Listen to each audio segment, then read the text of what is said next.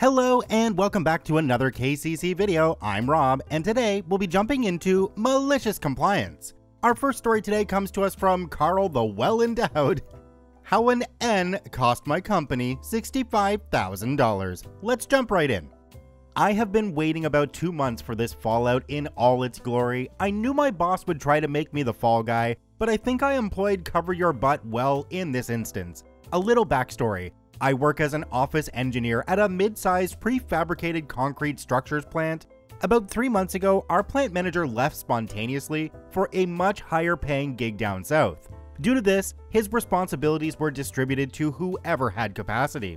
I was put in charge of purchasing with the caveat that any purchase order PO over $5K had to be reviewed by that project's project manager. This was due to a mistake, due in my part to experience and in part of my overconfidence I made on an order which only cost us a couple grand, but delayed a project. Also, due to lower labor costs and the size of our own steel shop, we have most of our large steel structures fabricated just across the border in Canada. Okay, on to the story. Our general manager is acting program manager on a project which includes a large steel frame surrounded by concrete modules. I was told to get this frame quoted by our Canadian metal fabricator. I get the quote back and throw together the purchase order. When I look back through the project specifications before sending the purchase order for review, I see our project has a Buy American clause, not Buy America as we had assumed. Almost all of our projects are Buy America, and we are very familiar with it. This little N makes all the difference. Under Buy America, a Canadian fabricator can use American steel and meet every requirement, but under Buy American, all steel must be domestic, and all fabrication must be done in the US. My GM was out of town on what was essentially a vacation to a project site we have in Hawaii, and was having none of my calls and emails marked as urgent. I informed him in a couple emails and multiple voicemails that we had to go to a different fabricator or the product would be rejected. I got an angry email back telling me to place the order immediately. I tried one more call in desperation, straight to voicemail, and then sent him over the completed PO with the Buy American spec attached, telling him this was well over my 5K limit and I needed to get him to approve it before I sent it out. He approved it in less than 10 minutes. I sent it and waited for the fallout. Well, it finally happened. Our product was delivered yesterday, and today, the project owner sent over an inspector to make sure everything was done per project drawings. He noticed the manufacturer right away and told us he would have to reject the project purely because it does not meet Buy American. In less than 20 minutes, I was getting an earful from my GM asking me why this wasn't caught before we wasted over 60 grand on something that would clearly be rejected. I let him finish his rant, insulting my intelligence, threatening firing me, breaking protocol, the works. I asked him to pull up my emails from the order date and showed him that he was informed of the issue and my concerns were ignored. He didn't take this well and told me to get the hell out of his office. Oops. Now there is nothing left but to wait. Our project will be delayed at least a month and the owner of our company is getting involved. I have the emails saved on a jump drive at home and the phone logs, while not recording the conversations, show that I left multiple voicemails on the same date, cannot be touched by the GM. Still a bit nervous, but I think I covered myself pretty well.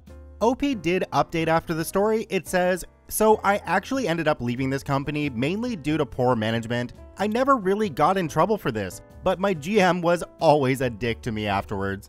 Does anyone else listening to these stories get consistently surprised about how many managers there are that are completely incompetent at their jobs? It doesn't even matter the industry or the education they have. Do me a quick favor, have a look down below the video. If that subscribe button's still red, it means you're not actually subscribed to the KCC channel. Please hit that subscribe button for more daily Reddit stories.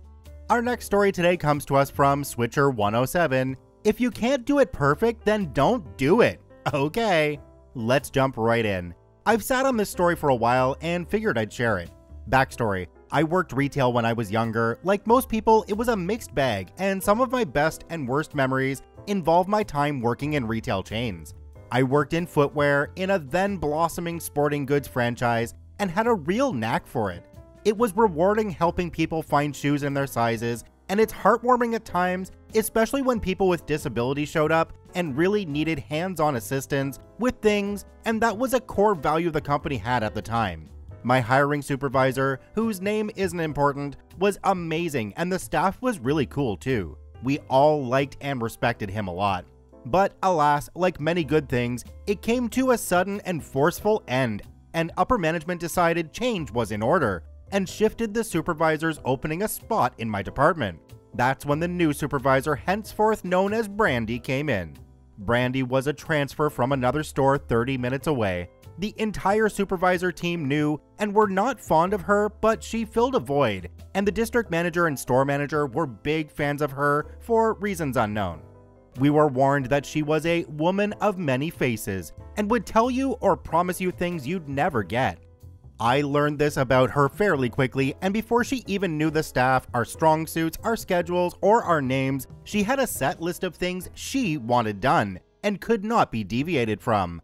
There was also word going around she liked to make staffing changes and hire her own people when she came in. Morale died fairly quickly within the first week she was there. In short, she was a nightmare for almost the entire store. Now to the actual story.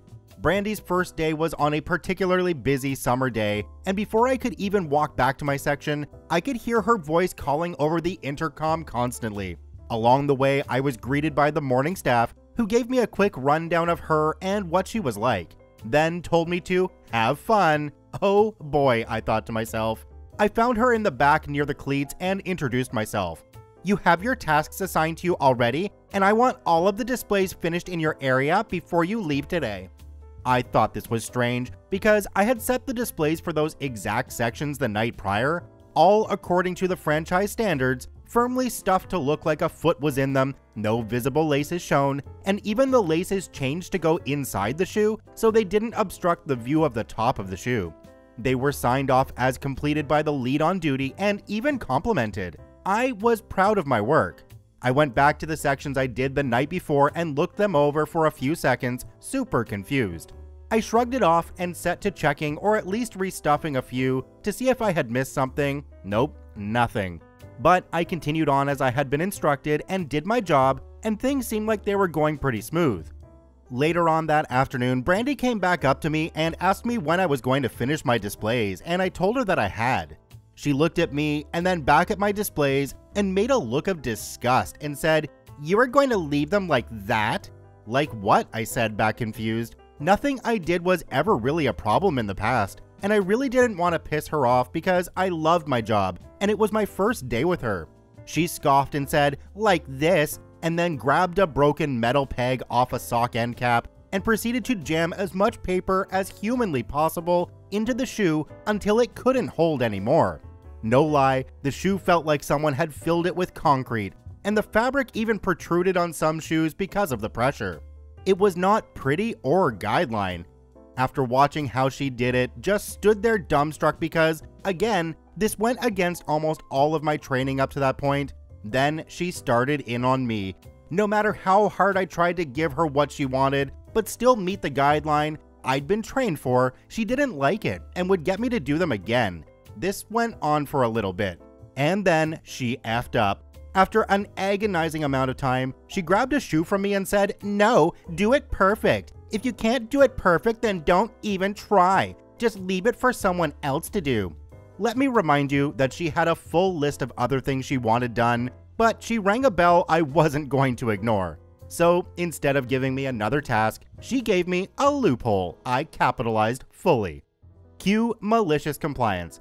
After an emotional wrecking like the one she had given me, I excitedly said, "Okay," and walked away to help customers. I left her there with the display still in her hand. She also said this within earshot of several other employees that were already sour with her. She didn't want me to try if I couldn't be perfect? Fine. That was exactly what I did. I did nothing on that list for 4 months. I don't even remember anything it says on it. You might be wondering to yourself, how did you not get fired? Well, she tried several times. Anytime she would try to write me up, I would quote her exact words to her, the store supervisor, the leads, the district manager, and even someone in HR when they came to visit. Eventually, she was told to stop because her attempts could be viewed as retaliation, and that was a huge corporate no-no. I still provided excellent customer service and got rave reviews and compliments when customers went to check out, and the store manager and I got along really well, so they were hesitant to push too hard. A few months later, I changed departments and then met my now wife on a store setup trip and moved across the state. When she found out I was quitting, she pretended to be upset, but everyone knew she wanted me gone. She was gone within a year of me leaving, no clue why. Totally worth it. Thanks for the funny memories, Brandy. Well, we still have to go with what I've said in previous videos. People don't quit the job. In most cases, they quit the manager. I'm sure OP was really happy to transfer to that new location and quit this manager on the spot. Our next story today comes to us from Toss Away Captain. Make do? Okay, I will. Let's jump right in. The names of this story are fabricated. A few years back, I wanted a change of scenery in terms of my job. I was working at a housing agency, but somehow just lost interest by the end. I had always had a passion for wine on a personal level, and I felt like taking the jump into the business side of it. I got a scheduled interview at a gourmet shop with a great wine selection and where I had shopped previously. I was greeted by the newly hired manager who, for a lack of better words, looked like a military sergeant. Buzz cut and a dead serious look in his eyes. I'll refer to him as Boss. He seemed truly friendly and was witty enough through the interview. He did, however, mention that I would be taking over after an employee he had personally fired who had worked there 7 years. I found that odd, but ended up taking the job because of my passion. My first shift, I was assigned to the guy whose job I had taken. It was odd as hell. He was, however, rather cool about it. I will refer to him as Ben. Ben showed me the ropes and taught me a few good things. To this day, I swing by his new employment and buy some wine on his recommendation. On his last day, he told me to be wary of Boss and look out for myself. It caught me a bit off guard as I hadn't really caught any red flags, besides Ben's firing, that is. As time went on, it became quite clear what he meant. Ben wasn't the only one he had fired. In fact, during the 6 months Boss had been there, he had fired 15 people, varying from cashiers to kitchen staff. I found out more than 5 people in addition to that had quit in that time. Boss's routine became clear too. He would lure you in, be charming and charismatic, even give you a small gift after your first few weeks. As soon as you're settled in, his demeanor changes. It went from heaven to hell during my first year. He would micromanage to the point he would skip his own meetings just to circle the store and complain about people's work. He was convinced that everyone would omit from doing their job if he didn't keep watch. Just over my first year in, I am pretty drained. I love the job itself and the coworkers are nice, but the boss is a living, walking psychopath. As time went on, his wording and his demeanor became more and more sinister. He would at times stalk me whenever I went from the store into our storage to ask, "What are you doing in here?" My answer always remained the same: doing my job, what else? Fast forward a few months and I am at rock bottom. I hate getting up in the morning. I hate going to work and I hate my boss. One day I encounter the same issue I've done every day for months. I go into storage to place an order on the computer. He marches in and asks me what I am doing. I reply with a question: "What do you think I am doing?" He goes livid. He yells and shouts as I tell him he shouldn't talk to me that way, as calmly as I could, but honestly, I was shook by him.